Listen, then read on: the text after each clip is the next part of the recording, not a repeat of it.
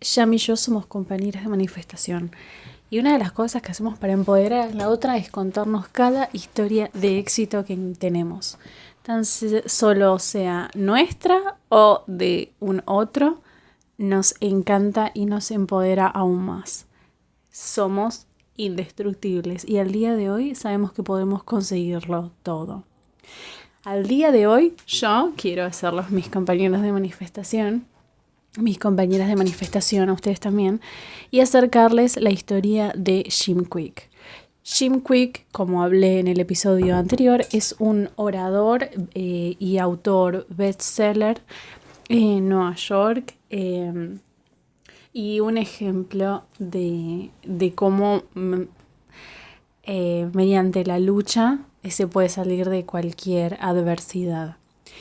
Él cuenta su historia desde un punto en el que no se da cuenta de que lo que hizo fue manifestar. Una persona que está un poco sumergida en el mundo de la manifestación y sabe cómo sucede, ve su historia y dice claramente lo que él estaba haciendo era visualizar, no solo visualizar, sino sumergirse en una experiencia que se recreó tal cual podía recrearse esa experiencia. Bueno, siéntense, caminen, hagan lo que quieran, prepárense su mate porque esta historia es muy hermosa y tiene de todo, principalmente desarrollo personal y también manifestación, aunque cuando él lo plantea, esto lo pasa por alto total. Así que aquí voy. Conocí a Jim Kwik por una entrevista que le hizo mi amigo Lewis del podcast School of Greatness y a partir de ahí lo empecé a estudiar porque me pareció fascinante su historia. Leí sus libros, asistí a conferencias que hizo, por ejemplo, el año pasado con Tony Robbins, que la verdad que enseña técnicas para memorizar, como les decía en el episodio anterior, que están muy buenas. Pero ahora vamos a lo que vinimos, que es la historia de él. Esto es Construyentes, soy Cheika Parker. Las aprovecho a decir que si están disfrutando estos episodios y quieren más, ayudaría mucho que nos sigan en Spotify o se suscriban a YouTube, que nos dejen sus comentarios. Pueden hacerlo tanto en Spotify como en YouTube. También pueden contactarme a mí en mi Instagram, que es cheika.parker, y hacerme llegar sus reflexiones, que la verdad empodera muchísimo este espacio y me motiva mucho más para traerles cosas cada vez más interesantes y que los nutran, porque la verdad que este es un espacio absolutamente dedicado para ustedes, para su crecimiento. Como siempre les digo, tierra fértil segura para que puedan hacer crecer sus sueños. Jim Kwik, cuando era niño, estaba en la escuela, se subió a una silla porque había, si no me recuerdo mal, fuegos artificiales, llamó a sus compañeros y un compañero le sacó la silla, se golpeó con la estufa, se cayó al suelo y tuvo una lesión cerebral. A partir de ahí, sus mismos padres dicen que él no fue el mismo. Le costaba muchísimo aprender y claro, recordemos que lo que nosotros creemos, lo más lo empoderamos, así que tanto lo creían los profesores como los creía él mismo, como sus padres. Él estaba en un ambiente en donde le decían que él no podía leer bien, no podía hacer esto, no podía hacer lo otro. Entonces su campo se iba limitando. No podía leer en voz alta, se ponía muy nervioso, le costaba mucho aprender y entender. Pero él tenía la semilla, la motivación de que quería hacer sentir a sus padres orgullosos, entonces no se rendía. Tenía que preparar un reporte en la secundaria para aprobar y eligió a Leonardo da Vinci. Estoy pensando cómo voy a plantearlas porque es muy interesante todo. Hay una parte que va con el desarrollo personal y otra que va por manifestación. Eligió a Leonardo da Vinci y empezó a prepararlo. ¿Cómo logró leer? Cuando era muy chico, luego del accidente que tuvo, empezó a ver cómics y él se sentía un niño muy diferente a los demás y absolutamente separado del resto por las circunstancias en las que estaba. Y empezó a sumergirse en el mundo de los cómics, principalmente X-Men, en donde había estos fenómenos que eran diferentes a los demás y él se sentía totalmente identificado con ellos. Un día en su lectura, él, gracias a esos cómics, él empezó a leer con fluidez, leía una y otra vez, se sumergía en el mundo. Él vivía en una, creo que en el este de Nueva York, que es justo en donde supuestamente está la escuela de X-Men, si no recuerdo mal. Cuando llegó a la parte de la lectura en donde descubrió que la escuela estaba ahí, tuvo una misión. Y a partir de ahí agarró su bicicleta y empezó a pasar todos sus fines de semana andando en bici en busca de esa escuela. Su mayor sueño era encontrar esa escuela y decirles que él era un fenómeno como ellos, que era diferente a los demás y que quería desarrollar sus poderes ahí. Todo esto era un niño y a mí eso me llena de ternura. Lo hizo consecutivamente durante muchísimos años hasta que alguien le dijo que eso era un cómic y no era verdad. Volviendo a la historia de lo que tenía que preparar para Leonardo da Vinci, cuando él siempre tenía mucho nervio de exponer en público, pero se estaba esforzando muchísimo para preparar ese reporte de la vida de Leonardo da Vinci, en la que había estudiado un montón y estaba totalmente preparado. Cuando llega el momento de la entrega, estaba seguro de que le iba a ir bien y que iba a hacer a sus padres orgullosos.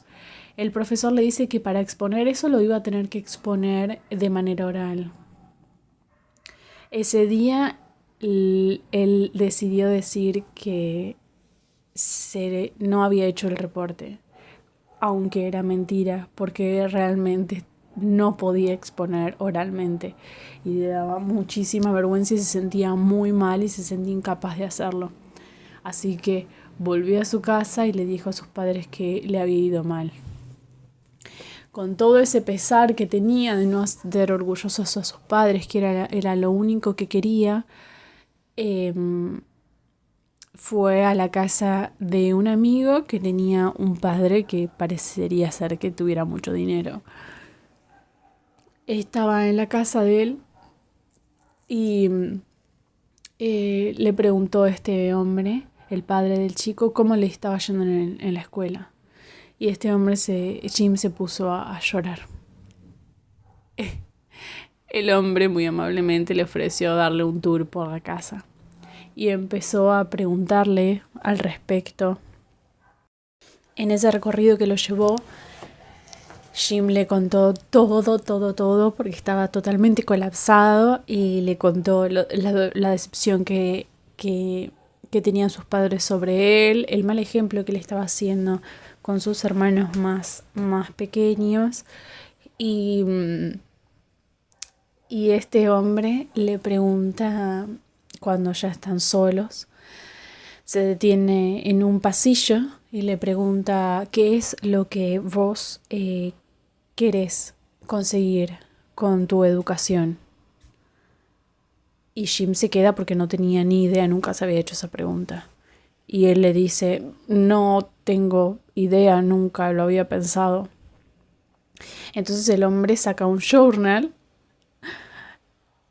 a lo que Jim piensa que los journal era algo que solamente tenían las niñas pequeñas en donde contaban sus cosas de sus días, pero ese hombre tenía un journal que estaba totalmente escrito. Arrancó una hoja de ese journal y le dijo, escribime acá todas las cosas que vos quieras conseguir de la escuela. Pensalo y listalas todas. Todo lo que vos quieras conseguir en la vida. Entonces Jim empieza a escribir y a escribir algunas cosas, pensando que no se la iba a pedir. Se la pide, con mucha vergüenza se la da. El hombre las lee con mucho respeto y le dice, Jim, vos estás a esta distancia, mostrándole una distancia muy corta entre sus dedos, a esta distancia de conseguir lo que querés. Lo que Jim le dice o piensa, no puede ser. Cuando le dice que no puede ser, el hombre remarca esa distancia y le muestra que es la distancia exactamente que ocupa su cerebro. Y le dice, ahí adentro está la respuesta, en tu cerebro. Lo lleva a una librería y elige varios libros de desarrollo personal que él tenía. Lo pone sobre el escritorio y le dice, quiero que leas todos estos libros para la próxima semana y vuelvas a buscar más. Él dice, no, claramente usted no entendió nada. Yo no puedo leer, yo no sé aprender. Y le vuelve a decir, todos estos libros en una semana y que vuelvas a buscar más. Entonces, él se lo lleva y dice, a ver, yo ya tengo que leer para mi propia escuela, además tengo que leer estos. Él, aún así, tomó el desafío porque tuvo esperanza, porque pensaba que nunca iba a poder conseguir las cosas de esa lista, y ese hombre le estaba diciendo que su respuesta estaba en el cerebro. Entonces empezó a leer. Empezó a leer, no comía, no dormía, no salía con amigos, no tenía distracciones, solamente leía. Pero en ese sacrificio de no comer nada, claramente su cuerpo no aguantó, se desmayó, se golpeó la cabeza y volvió a estar internado. Perdió un montón de peso, estuvo muy mal, él se sentía en un pozo total. Y aún así decía, no puede ser la vida así, tiene que haber una forma de solucionar eso. Cuando estaba pensando eso, vino una enfermera y le trajo una taza que tenía la cara de Albert Einstein y una frase abajo que decía, ¿cuál es esta frase? Aguárdenme. Que es el mismo nivel, pues lo hacen en inglés, el mismo nivel de pensamiento que creó el problema no creará la solución. Un poquito de lo que decimos siempre, ¿no? Que es cambiar el pensamiento, porque el pensamiento lo que crea cosas y muchas veces el pensamiento es el que crea el problema y es otro lo que va a crear la solución. A partir de ahí lo tomó como una señal total. Entonces en ese momento él dijo, voy a identificar cuál es el problema. El problema es que yo soy una persona que aprende muy lento, entonces debería aprender cómo aprender más rápido o mejor o tener mejor memoria. Entonces dijo, ¿dónde puedo aprender esto? En el colegio. Entonces volvió y se fijó en el listado de todas las clases y descubrió que no había ninguna clase que te enseñe cómo aprender. Y ahí dijo, no puede ser.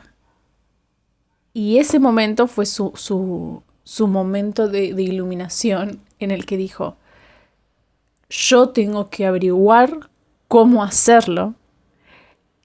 Y fue a leer para aprender cómo aprender.